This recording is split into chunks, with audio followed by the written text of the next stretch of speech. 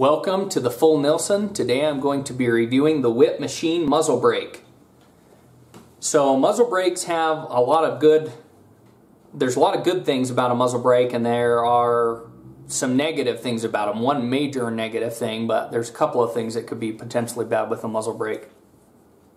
The main purpose of a muzzle brake is to mitigate recoil on a rifle.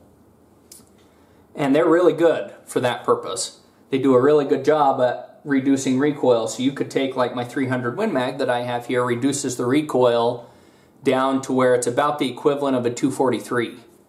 And that helps a lot. It doesn't bother the shooter as much. You don't flinch. You don't, all sorts of stuff. They help in all of that regard.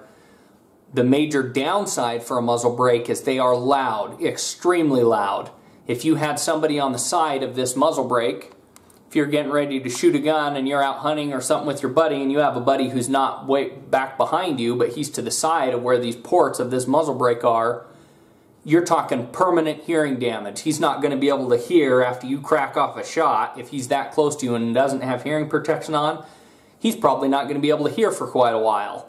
And then when he is able to hear again, he's probably going to have ringing in his ears all the rest of his life because of that muzzle brake. And no, I'm not exaggerating. That's how bad it is to shoot a gun without a muzzle brake, especially a bigger gun.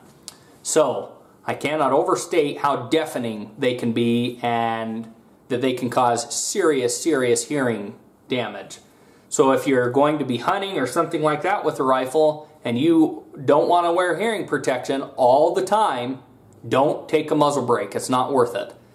The reason why I have a muzzle brake on this gun, and I'm starting to put them on some of my guns, is because when you're shooting long range, you can basically be your own spotter when you have a muzzle brake. You can shoot the gun and the recoil is mitigated to an extent that you are able to recover and see where your bullets impact through your own optic. So before, when I'd shoot this gun at 700 or 800 yards, this 300 Win Mag, I'd shoot the gun, and by the time I'd get recovered and try to figure out where my bullet went, the bullet would have already hit somewhere, and if it didn't hit the target, I had no idea where it went. And if I had a spotter, that's not a problem. But if you don't have a spotter, you have no idea where the heck your bullets are going. And that causes a serious problem if you were hunting by yourself, or if you're target shooting and it's just you or something like that. Having a muzzle brake that allows you to recover in time to see where your bullet impact makes a huge difference. So that's why I started putting them on my rifles. And if you kind of want to circumvent the noise, what I would recommend when you go hunting is getting some electronic earmuffs and put them on and leave them on. Turn the volume up so you can still hear when you're hunting if something runs around you or runs off or whatever, but that way you've always got them on. Because if you don't have them on and an animal runs out and you whip up your gun to shoot it and you have to decide between putting your hearing protection on or shooting the animal, you're probably going to shoot the animal and you're going to make yourself deaf. So be pretty careful with the muzzle brake as far as the noise is concerned, but they do have some big advantages, like being able to recover in time to see where your bullets are hitting. So that's why I use a muzzle brake. Now about this muzzle brake in particular, this Witt Machine muzzle brake, I did quite a bit of reading before I ended up buying this muzzle brake about clamp-on muzzle brakes. You guys probably can't see from that view, so I'm going to move this rifle so that hopefully you can see. You can see down here, this clamp-on muzzle brake. There's 4 Allen head screws there.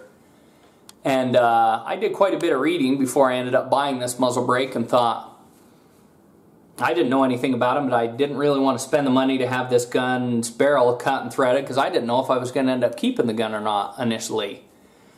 And so I ended up buying this clamp-on muzzle brake. I looked at quite a few different companies' offerings, and there's, I don't know, probably half a dozen of them or so that make clamp-on muzzle brakes. Witt Machine just happened to be the least expensive.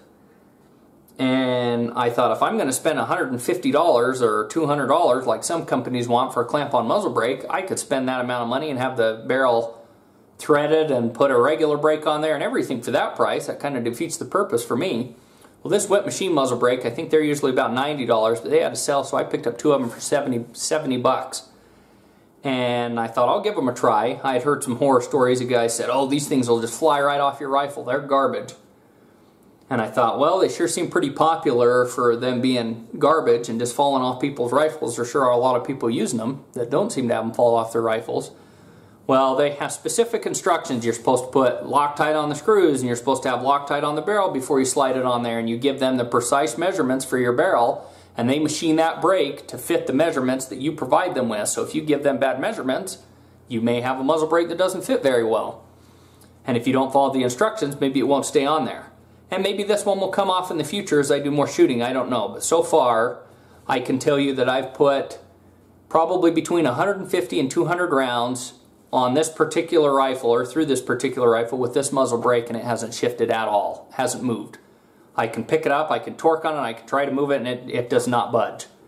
So in my experience, this Witt Machine muzzle brake is absolutely excellent. It does everything that a regular screw-on muzzle brake does, but I didn't have to cut my barrel down. It saved me some money and stuff like that. Some people might say this looks kind of ugly and stuff, and I'm not necessarily going to disagree with that.